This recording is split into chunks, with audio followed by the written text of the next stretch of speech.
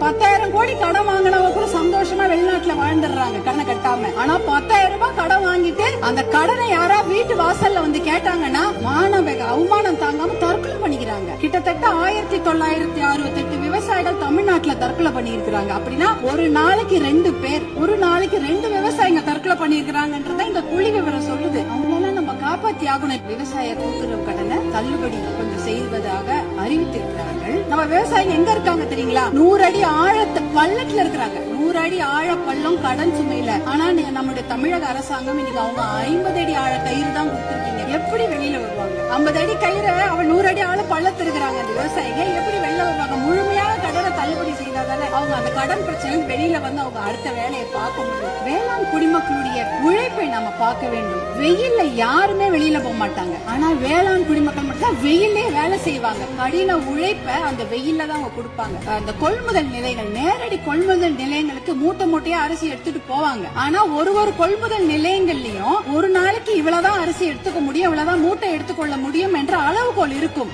ஆனால் அந்த அளவுகோலுக்கு மேல ஆயிடுச்சுன்னா அந்த மூட்டையை வச்சுட்டு வெயிலையும் மழையிலயும் அங்கேயே இருக்கணும். அது என்னவானாலும் சரி, மூட்டையை அவங்க நிலத்துல இருந்து எடுத்துட்டு போயிட்டாங்கன்னா தனியார் அந்த கொள்முதல் நிலையங்கள் வாசல்லே படுத்து கிடப்பாங்க. மழை பெஞ்சிச்சுன்னா அந்த மூட்டையெல்லாம் உள்ளே முளைச்சிடும், கெட்டு போயிடும். இப்படி எத்தனையோ சிரமங்களை மீறி தான் அவங்க நம்மளுடைய உணவு மேசைக்கு சாப்பாடு கொண்டு வராங்க.